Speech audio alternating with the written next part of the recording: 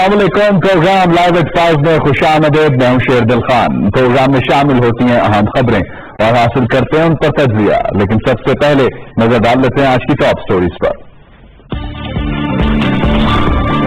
سب سے پہلے بات کریں گے وزیر اعظم پاکستان عمران خان نے عوام کے لیے بنیادی اشیاء ضرورت کی قیمتیں مستحکم کرنے کی ہدایت کر دی ہے.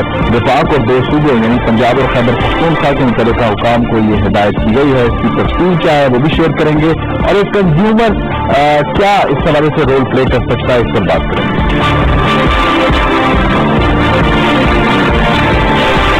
مسئلے جموں کشمیر کی صورتحال کو ڈسکس کریں گے. کرفیو کا 25واں روز ہے. سری نگر میں بنکر قائم کر دیے گئے ہیں اور ایک بڑا آپریشن پلان کیا جا رہا ہے. شوٹرز بھی تعینات کر دیے گئے ہیں، تاہم ابھی تک کشمیری گھروں میں محسوس ہیں.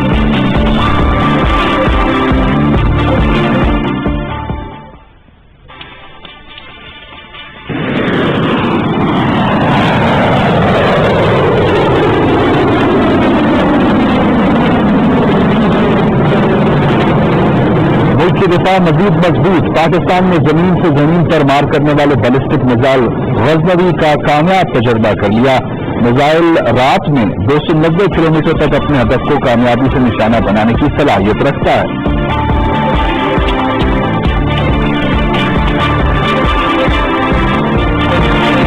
موسم کی بات ہوگی. کراچی میں مانسون کا تیسرا سپیل. طوفانی بارش سے سڑکوں پر ایک بار پھر پانی کھڑا ہو گیا ہے. پرائیویٹ اسکول ایسوسی ایشن نے شہر میں اسکول بند کرنے کا اعلان کیا ہے.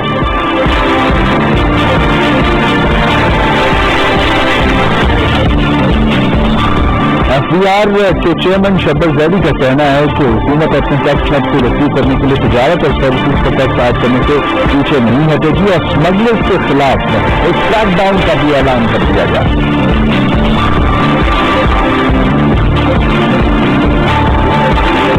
کرکٹ کی ہیڈ کوچ اور بالنگ کوچ کے لیے آج انٹرویو ہو رہے ہیں. اس پر آج بات کریں گے کیا ایکسپیکٹیشن ہے. کل بھی ہم نے بات کی تھی، آج بھی کچھ کینڈیڈیٹس پر بات کریں گے. یہ تو ٹاپ سٹوریز تھیں، آپ نے جان لی ان کی تفصیل ہوگی، تجزیہ ہوگا ایک چھوٹے سے بریک کے بعد.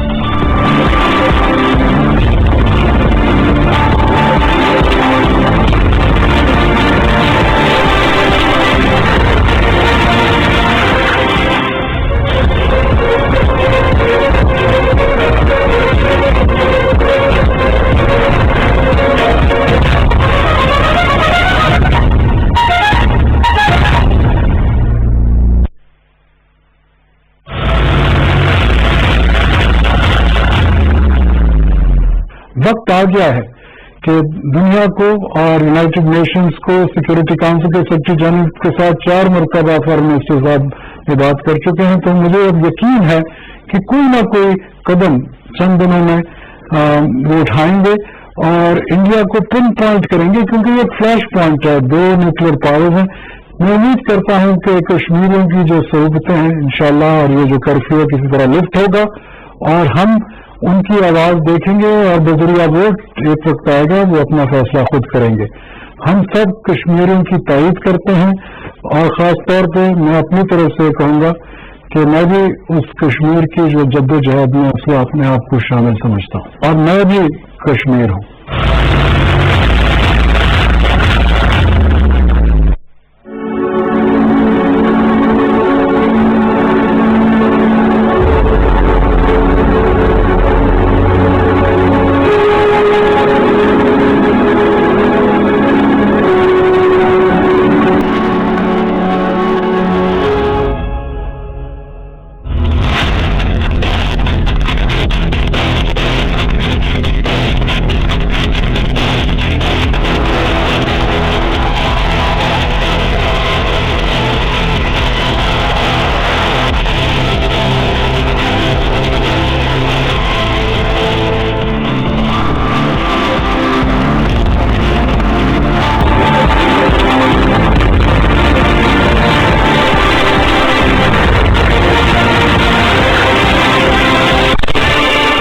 کے بعد خوش آمدید. سب سے پہلے بات کریں گے سب سے بڑی خبر.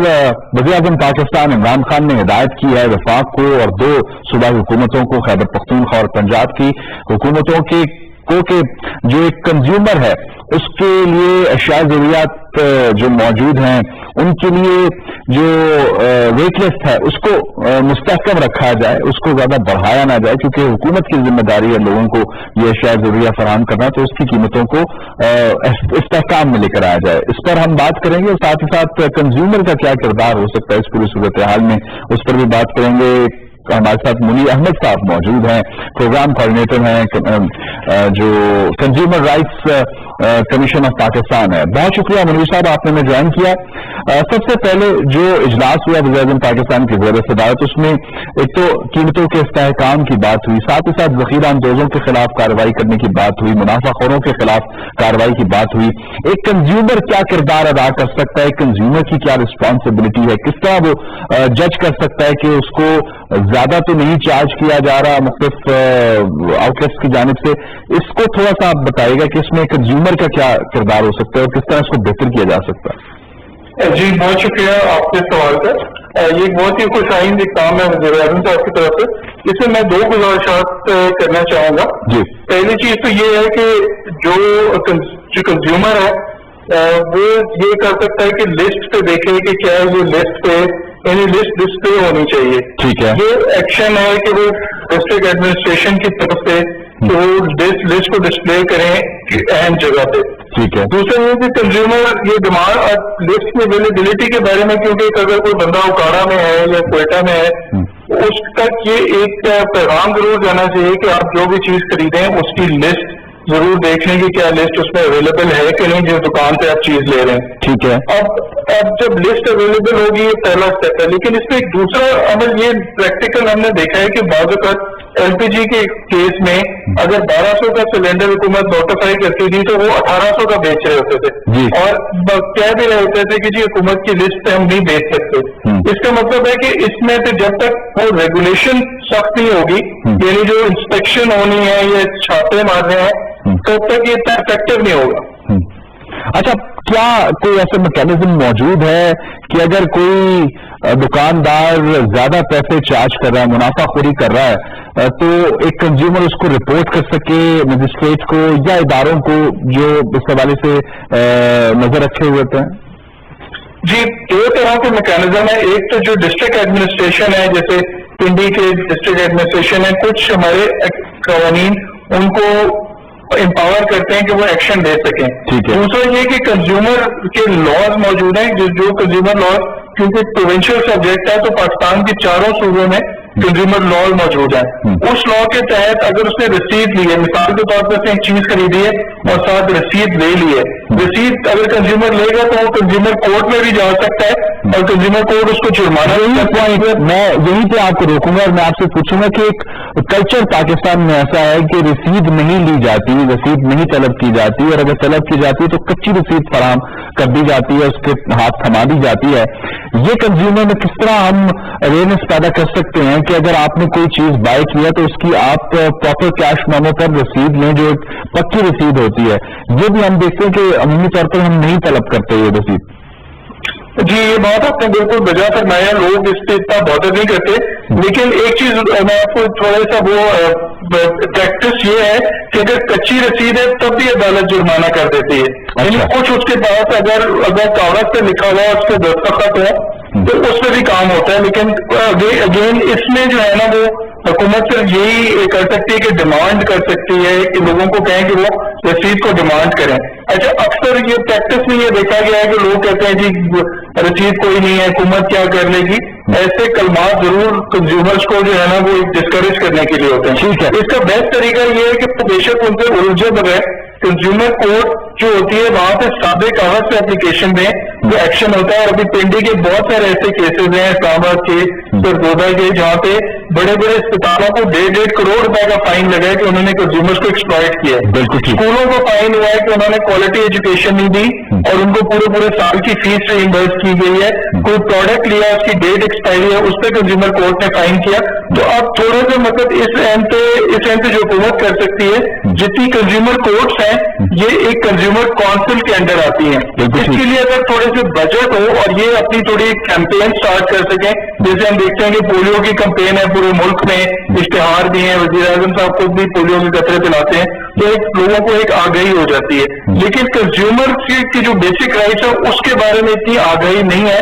कंज्यूमर काउंसिल का ये कानून में ये मेंशन था कि कंज्यूमर काउंसिल एक मैसिव अवेयरनेस कैंपेन स्टार्ट करेगी, लेकिन उनको इतने बजट नहीं फराहम किए गए कि वो कैंपेन स्टार्ट कर सके। बिल्कुल ठीक। लेकिन अच्छा एक और चीज यहाँ पे मैं आपसे पूछना चाहूंगा कि आपका इदारा और जिस तरह रिजर्व पाकिस्तान ने हिदायत की है सूबाई हुकूमतों को, खैबर पख्तूनख्वा, पंजाब और वफाक को, कि जदीद टेक्नोलॉजी को इस्तेमाल किया जाए, ये कैसे मुमकिन हो पाएगा कि हम अब इंटरनेट की सर्विसेज को, जिस तरह हम ई कॉमर्स की बात करते हैं, टेक्नोलॉजी को कैसे इस्तेमाल कर सकते हैं कि मुनाफाखोरी खत्म हो जाए, जखीरा अंदोजी खत्म हो जाए? देखिए, इसमें कुछ फोरम ऐसे हैं जहाँ पे आप कंप्लेन ऑनलाइन भी लॉन्च कर सकते हैं। वो ऑनलाइन कंप्लेन बड़ी इफेक्टिव है। जैसे किसी भी इदारे के खिलाफ अगर आपने कंप्लेन की तो ओम्बुड्समैन ने अभी ऑनलाइन, पीटीआई ने ऑनलाइन कंप्लेंट्स का सिस्टम स्टार्ट किया हुआ है।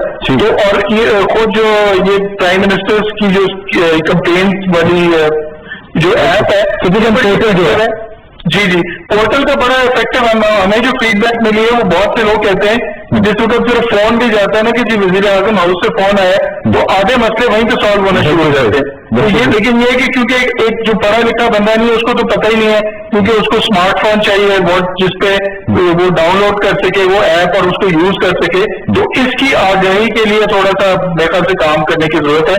और ये बहुत जबरदस्त फोरम है क्योंकि पीटीवी पाकिस्तान के हर हिस्से में देखा जाता है। बिल्कुल सही। जहाँ पे कोई भी, और हमारी हमेशा कोशिश यही है कि ये पैगाम जो आपके इदारे से या हमारे इदारे से जा सकता है कि एक कंज्यूमर को हम आगाह कर सकें कि उसके क्या राइट्स हैं और किस तरह वो कोई भी शिकायत है उसको दर्ज करवा सकता है और अपनी शिकायत का अजाला भी उसका कैसे मुमकिन हो पा सकता है। इस हवाले से हम लोगों को इसी प्लेटफॉर्म से वक्तन फवक्तन आगाह भी करते रहते हैं और यही हमारी कोशिश है। बहुत शुक्रिया मुनीर साहब, आपने वक्त दिया और इस अहम मौजू पर बात की आपने। और वज़ीर-ए-आज़म पाकिस्तान ने सूबाई हुकूमतों को हिदायत तो कर दी है, लेकिन अब एक कंज्यूमर का भी किरदार है, मीडिया का भी किरदार है कि लोगों को आगाह करें कि उनके क्या राइट्स हैं और किस तरह वो मुनाफाखोरी को खत्म कर सकते हैं, किस तरह वो जखीरा अंदोजी को खत्म कर सकते हैं। तो ये एक कलेक्टिव रिस्पॉन्सिबिलिटी है सबकी। इस पर हम बात करते रहेंगे, आगे बढ़ेंगे और मकबूजा जम्मू कश्मीर की जो सूरत हाल है उस पर कुछ डिस्कस करेंगे, बात करेंगे, आपको बताएंगे कि इस वक्त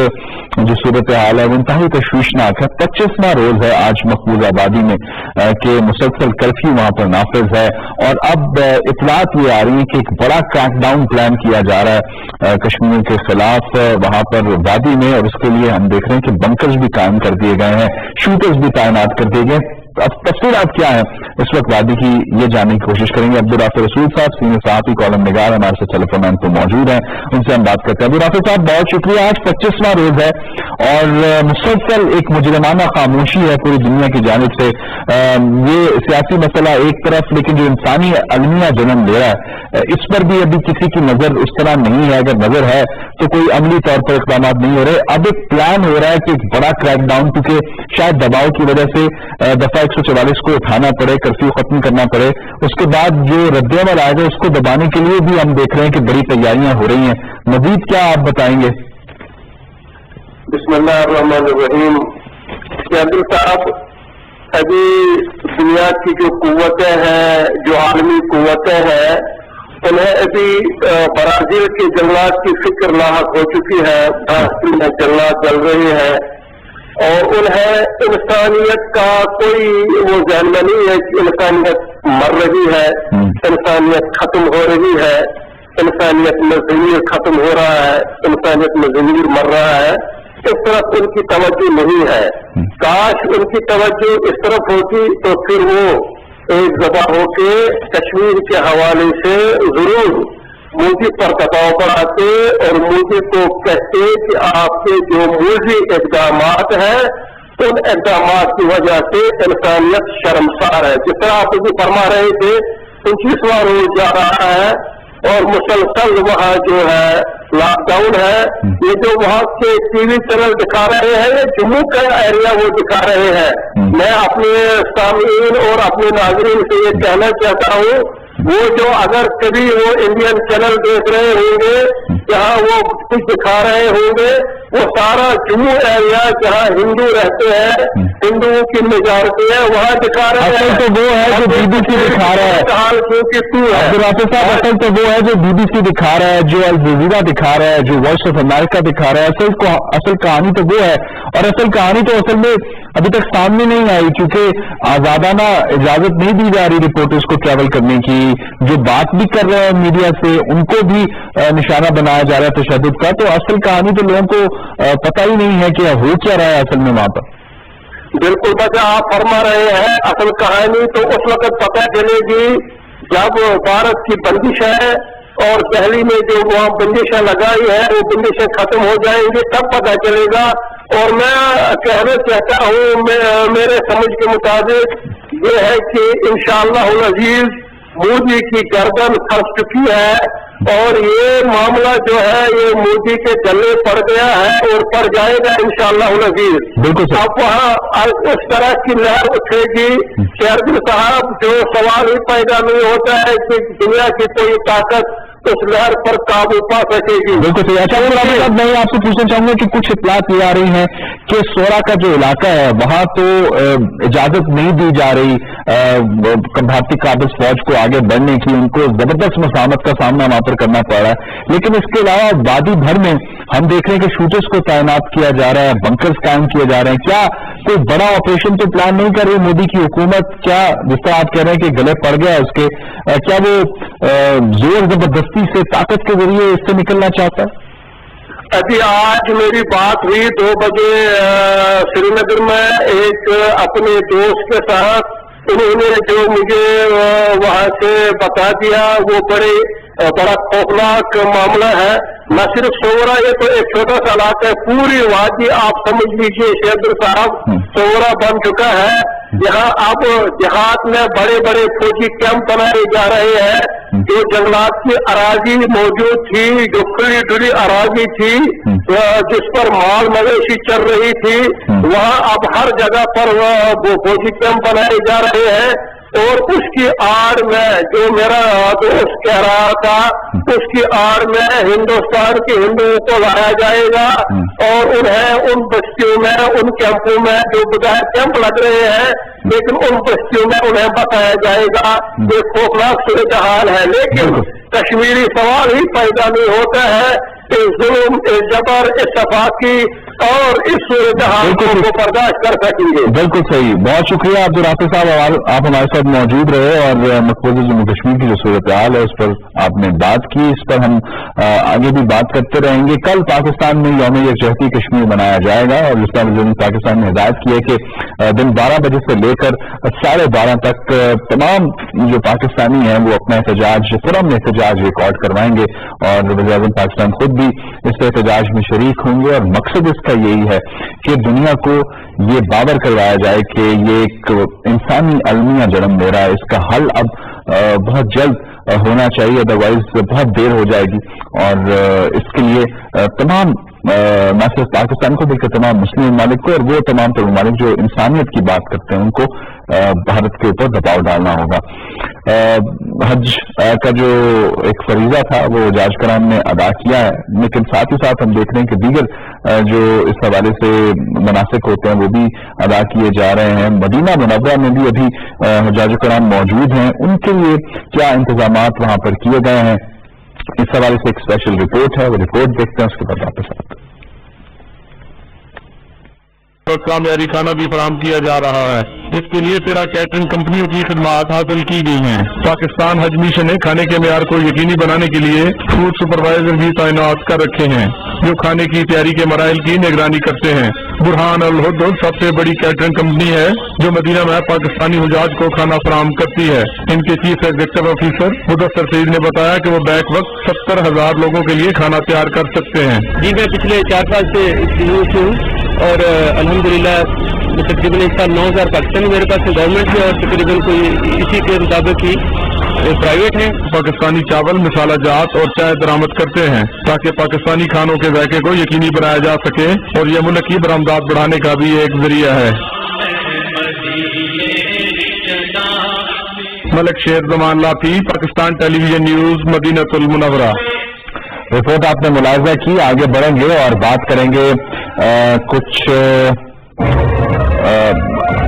آڈیو کا ایشو، بات کریں گے کچھ بیلسٹک میزائل کے حوالے سے، اور آپ کو بتائیں گے کہ پاکستان نے اپنے ملک کے دفاع کو مزید مضبوط بنایا ہے اور زمین سے زمین تک مار کرنے والے بیلسٹک میزائل غزنوی کا کامیاب تجربہ کیا ہے. اور یہ خاص بات اس کی یہ کہ رات میں 290 کلومیٹر تک اپنے ہدف کو کامیابی سے نشانہ بنانے کی صلاحیت رکھتا ہے. اور ساتھ ہی ساتھ پاکستان کے تمام تر جو ادارے ہیں ان کو مبارکباد پیش کی گئی ہے. وزیر اعظم پاکستان کی جانب سے، صدر مملکت کی جانب سے، آرمی چیف اور دیگر جو فورسز ہیں ان کی جانب سے، کہ تمام جنہوں نے اس کو کامیاب بنایا ہے، اس تجربے کو، ان کو مبارکباد پیش کی گئی ہے. بریگیڈیئر ریٹائرڈ صاحب ہمارے ساتھ ٹیلی فون لائن پر موجود ہیں، سینئر تجزیہ کار ہیں، ان سے ہم بات کرتے ہیں. بریگیڈیئر صاحب بہت شکریہ آپ نے جوائن کیا.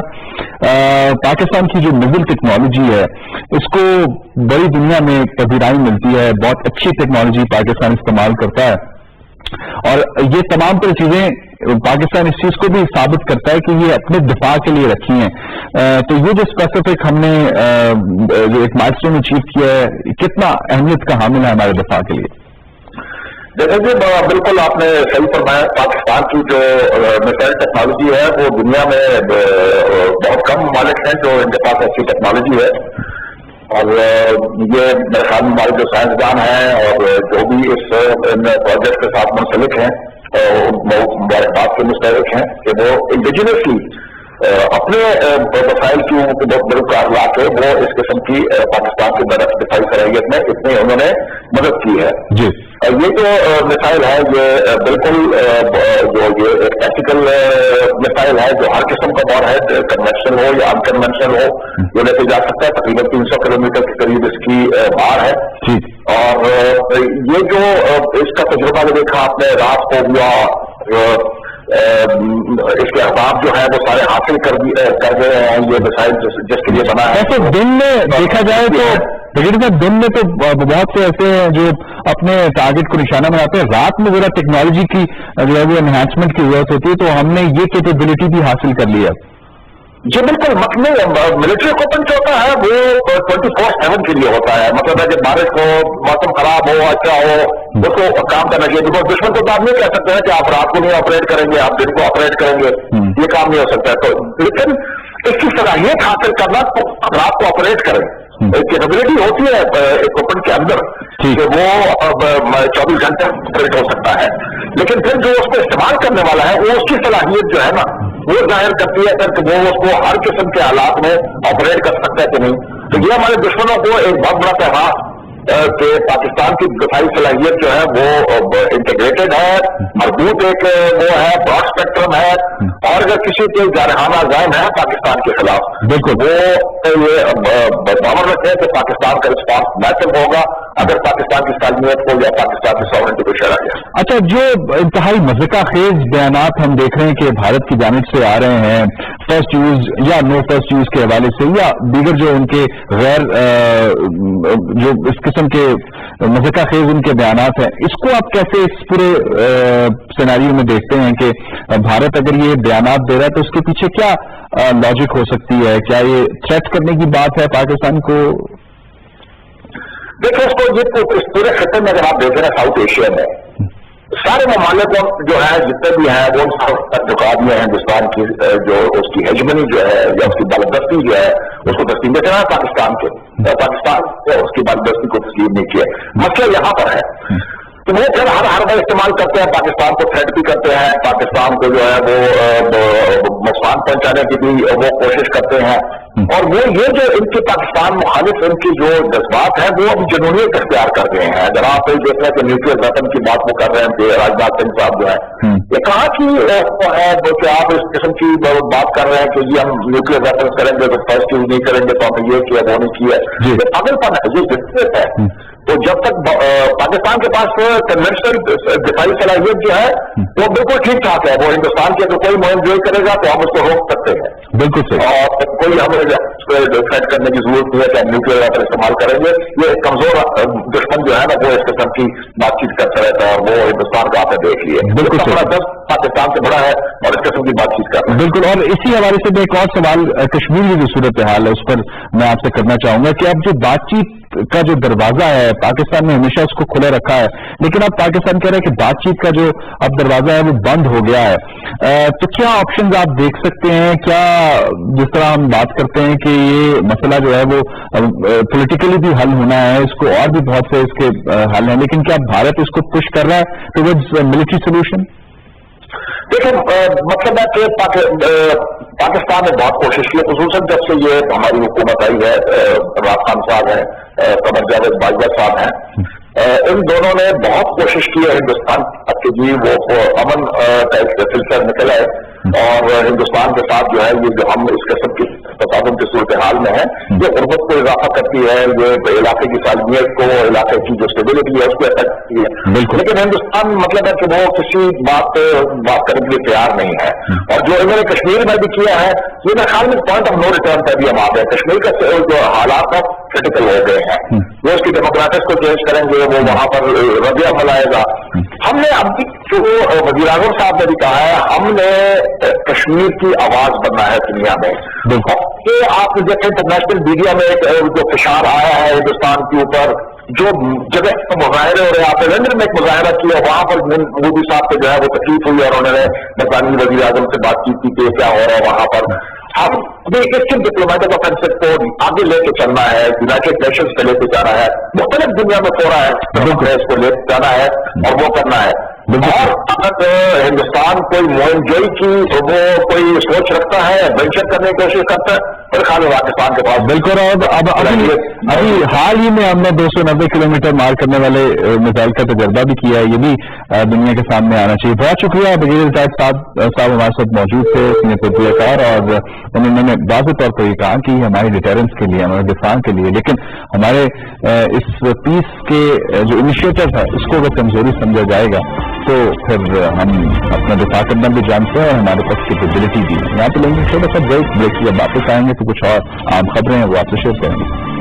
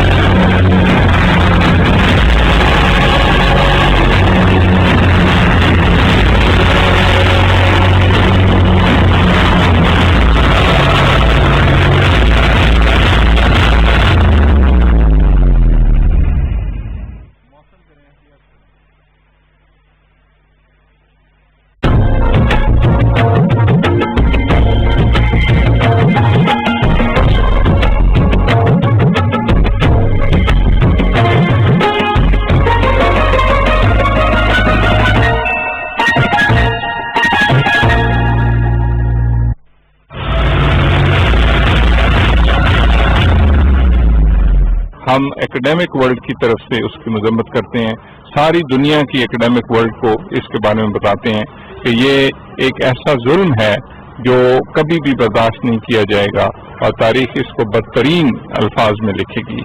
और हम सारे पाकिस्तान के तमाम पाकिस्तानी 22 करोड़ और बिलखुसूस हम जो हायर एजुकेशन और यूनिवर्सिटी के असातिज़ा, तलबा और तालबात हैं, वो कश्मीर की स्ट्रगल में कश्मीरियों के साथ हैं, पाकिस्तान की गवर्नमेंट के साथ हैं।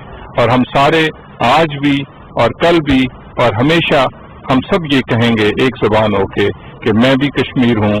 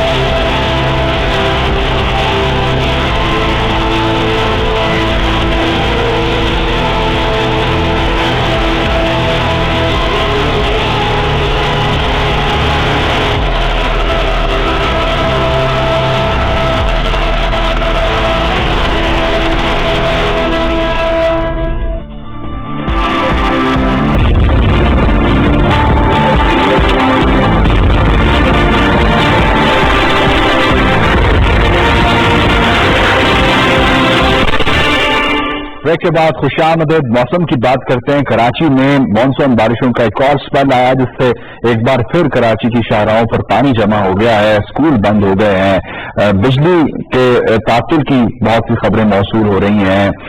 کیا ایکسپیکٹیشن ہے موسم کے حوالے سے؟ مزید ہم بات کریں گے شاہد عباس صاحب سے جو ڈائریکٹر محکمہ موسمیات ہیں کراچی میں. بہت شکریہ شاہد صاحب, آپ نے ہمیں جوائن کیا.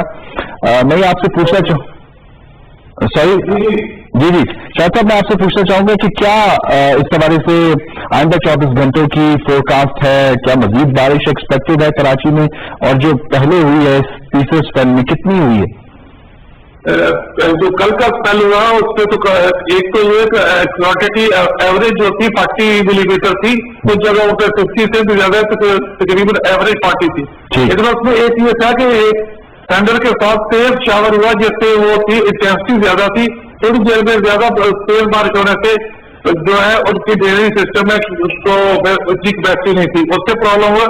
دوسرا یہ کہ یہ جو سلسلہ ہے یہ اگلے 24 گھنٹے تک کل دوپہر تک جاری رہے گا, جس میں وقت سے ایک یا دو اسپیل ابھی لگ سکتے. ابھی سندھ کے کراچی کے ساؤتھ ایسٹ میں اور ٹھٹا بدین اور دوسروں خاص سے بارش ہو رہی ہے, اور تو اگلے 24 گھنٹوں میں وہ سلسلہ کراچی میں بھی پہنچ جائے گا مڈ نائٹ سے پہلے. اچھا یہ بتائیے گا کہ آئندہ 24 گھنٹوں میں کیا ایکسپیکٹڈ ہے, اور یہ اوور آل ملک بھر میں کیا مانسون کا جو نیکسٹ اسپیل ہے وہ ایکسپیکٹڈ ہے یا صرف ساؤتھ میں زیادہ بارشیں ایکسپیکٹڈ ہیں؟ دیکھیے وہ جو انڈیا میں بنا تھا تو وہ ساؤتھ ایسٹ جو راجستھان تھا وہاں تھا, اس میں یہاں سے ماسٹر کی طرف جو ہے سپلائی دی ہے, جیسے ساؤتھ ایسٹرن سندھ میں اور ٹھٹا بدین حیدرآباد تک بہت اچھی بارشیں کل ہوئی ہیں. اور آج جو ہے کراچی اور اس کے گرد نواز میں بھی ہوں گی, اور کل سے یہ اسپیل ختم ہو جائے گا. اور ایک ویسٹرنلی ویو جو ہے اوپر سے پاس کر, لیکن اس میں کوانٹٹی آف ماسٹر اتنا نہیں ہے. اور اپر پاکستان میں کل سے اگر بارشیں ہوں گی تو اس کی ہلکی ہوں گی, اور اس میں کوئی اتنی خطرناک بارشیں نہیں. صحیح. اور کیا اس کے بعد مزید ایکسپیکٹڈ ہے کہ مانسون کے مزید جو اسپیلز ہیں وہ بارشیں برسائیں گے؟ اگر ہم سندھ کے حوالے سے یا کراچی کے حوالے سے یا ساؤتھرن پاکستان کے حوالے سے بات کریں جی تو یہ 15 ستمبر تک مانسون کا پیریڈ ہے. اس میں ایکسپیکٹڈ ہے کہ ایک جو سلسلہ ہے وہ اور کراچی یا ساؤتھ ایسٹرن سندھ کو افیکٹ کرے گا. صحیح. اور کیا مطلع کر دیا گیا ہے کراچی شہر کے انتظامیہ کو کہ یہ زیادہ بارش ہے اور مزید صورتحال اس میں ہو سکتی ہے خراب, یا جو پہلے جو ہم دیکھ رہے ہیں کہ اربن فلڈنگ کا ایک کافی زیادہ شکایت آئی تھی کراچی سے, آپ نے پہلے آگاہ کر دیا تھا انتظامیہ کو؟ جی, کراچی کے تمام ادارے خصوصاً جو کمشنر کی زیر سرپرستی سارے کام کرتے اور KMC وغیرہ سب آگاہ تھے, لیکن ان کے چونکہ ڈرینیج سسٹم میں جو ہے ڈرین آؤٹ ہونے پانی کی کیپیسٹی لمیٹڈ ہے, سارے ادارے اپنی پوری کوشش کے باوجود بھی کراچی سے بر وقت جو ہے پانی کا نکاس نہیں کر سکے, کیونکہ اس میں سسٹم میں اتنی کیپیسٹی نہیں. کوشش تو سارے ادارے پوری کر رہے ہیں. بالکل ٹھیک. بہت شکریہ شاہد عباس صاحب ہمارے ساتھ موجود تھے, ڈائریکٹر محکمہ موسمیات اور موسم کے حوالے سے آگاہ کر رہے تھے. یہاں پر بات کریں گے اپلائیڈ انجینئرنگ اینڈ میتھمیٹکس کی. اس کے حوالے سے ایک انٹرنیشنل کانفرنس منعقد ہوئی ہے ہائی ٹیک کے ادارے میں ٹیکسلا میں. اس حوالے سے وسیم بلوچ نے ایک رپورٹ ترتیب دی ہے, وہ رپورٹ دیکھتے ہیں, اس کے بعد واپس آتے ہیں.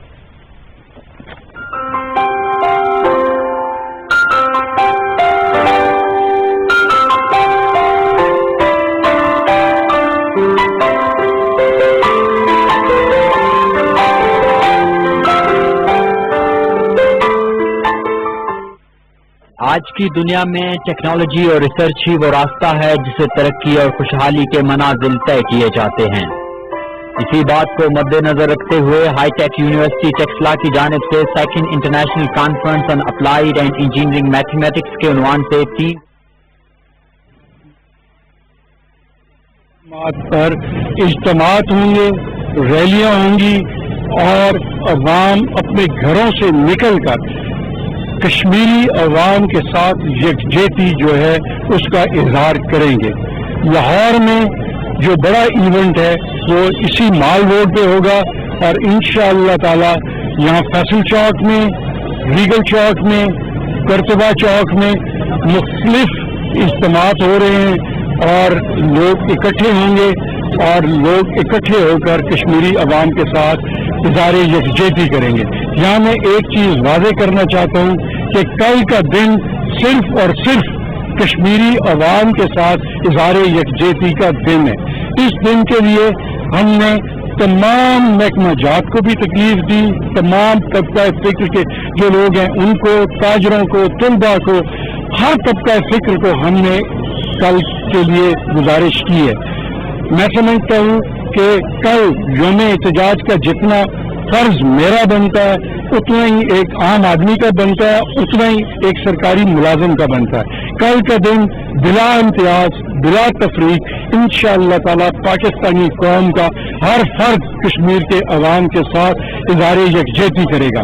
اسی مقام پر کل انشاءاللہ تعالی گورنر پنجاب بھی تشریف لائیں گے, وزیر اعلیٰ پنجاب جناب عثمان روزدار صاحب بھی تشریف لائیں گے, اور پورے 12 بجے سائرن بجائے جائیں گے.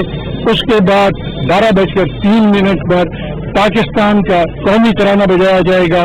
اس کے بعد آزاد کشمیر کا قومی ترانہ بجایا جائے گا.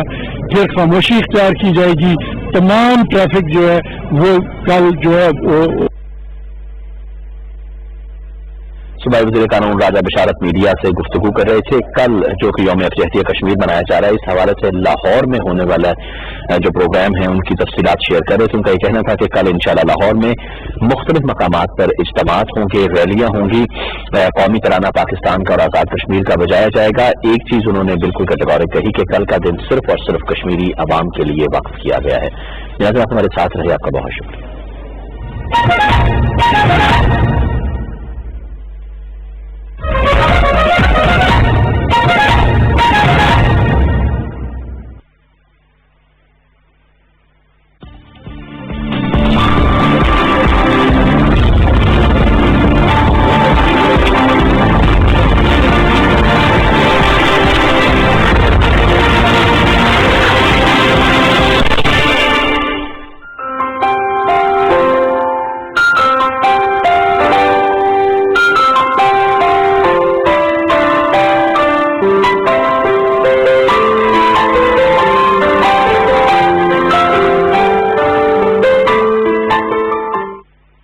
آج کی دنیا میں ٹیکنالوجی اور ریسرچ ہی وہ راستہ ہے جسے ترقی اور خوشحالی کے منازل طے کیے جاتے ہیں. اسی بات کو مد نظر رکھتے ہوئے ہائی ٹیک یونیورسٹی ٹیکسلا کی جانب سے second international conference on applied and engineering mathematics کے عنوان سے 3 روزہ کانفرنس کا انعقاد کیا گیا. اس کانفرنس میں ملکی اور غیر ملکی ریسرچرز اور لوگوں کی بڑی تعداد نے شرکت کی. اس تقریب کے مہمان خصوصی چیئرمین نیسکام نبیل حیات ملک نے ہائی ٹیک یونیورسٹی کی اس کاوش کو سراہا. I must appreciate and look forward to having technology park and more academia industry relationships which are developed as a result of that. Conference کے پہلے روز ہائی ٹیک یونیورسٹی کے vice chancellor نے شرکا کو conference کے متعلق آگاہ کیا. آپ نے نوٹ کیا ہوگا کہ ہمارے اناگورل سیشن میں میجر انڈسٹری ساری آئی تھی. نہ صرف انہوں نے پارٹیسپیٹ کیا بلکہ ان کی جو پینل ڈسکشن ہے اس کے اندر ان کے سارے انجینئرز اور سائنٹسٹ موجود ہیں, اور وہ بہت بڑا پینل ہے جو اس کے اوپر بات چیت کر رہے ہیں. اس کانفرنس میں ملکی اور غیر ملکی ریسرچرز کی جانب سے 47 سے زیادہ ریسرچ پیپرز پیش کیے جائیں گے.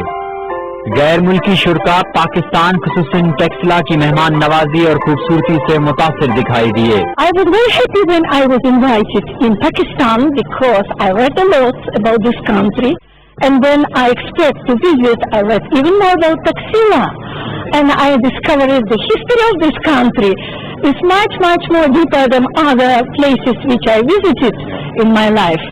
افتتاحی تقریب کے اختتام پر شرکا میں خصوصی شیلڈ بھی تقسیم کیے گئے.